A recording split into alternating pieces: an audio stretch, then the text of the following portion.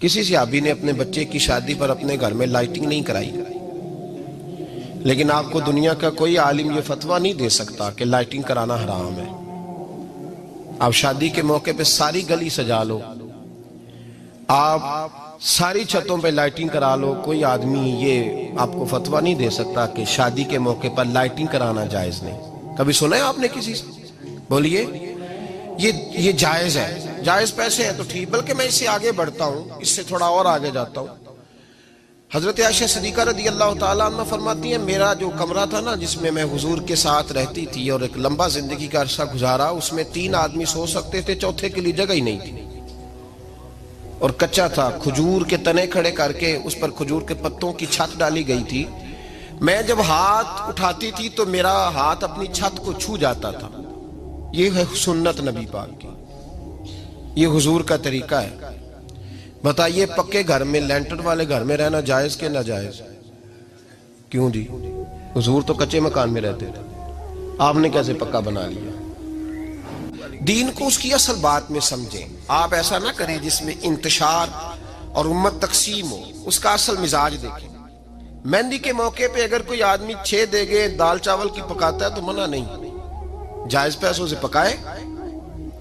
انہیں لائٹنگ لگوائی، کوئی منع نہیں، سارے محلے کو کھانا کھلایا، کوئی منع نہیں، بلکہ نبی پاک نے فرمایا بہترین مسلمان ہی وہ ہے جو سلام پہلے لے اور روٹی زیادہ کھلائے، تو بہترین مسلمان ہے۔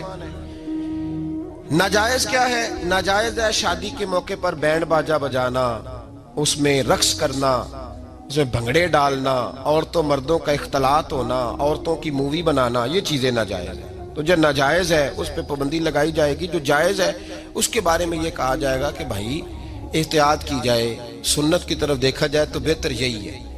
لیکن اگر کوئی کسی آدمی کے پاس جائز پیسے ہوں، وہ 100 کنال کے گھر میں رہے، اگرچہ سنت یہ نہیں، اور یہ تو کوئی فتویٰ نہیں نہ دے سکتا کہ حرام ہے تیرا 100 کنال کے گھر میں رہنا، کہ ہے فتویٰ کہیں آپ نے سنا؟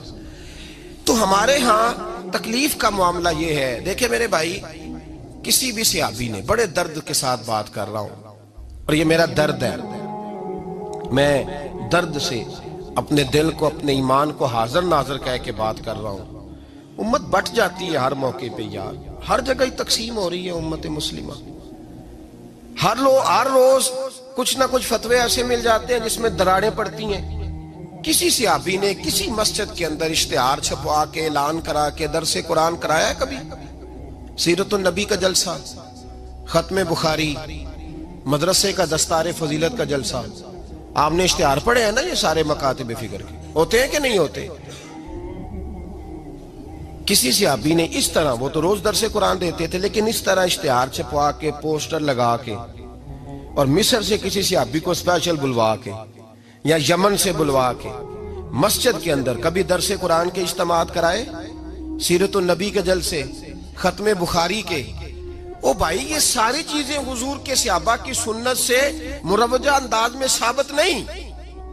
مجھے بتا میرے بھائی، میں درد کے ساتھ تجھ سے سوال کرتا ہوں کہ سیرت النبی کے جلسے میں تو پشاور سے مولانا بلائے، پنڈی سے بلائے، تو گجرات اور کراچی سے لوگوں کو بلا کر کے اگر سیرت کا جلسہ کرائے، اور تو اس میں ایک آدمی کو کراچی سے بلوایا جا رہا ہے تو تو نے اس کو 20,000 کی ٹکٹ بھی دی، اور اشتہار پہ بھی جلسے پہ خرچ ہوا، پھر لنگر بھی پکا، کھانا بھی تو نے کھلایا، نہ تجھے کوئی بیوہ یاد آئی، نہ تجھے کوئی مسکین یاد آیا، نہ تجھے کوئی غریب یاد آیا؟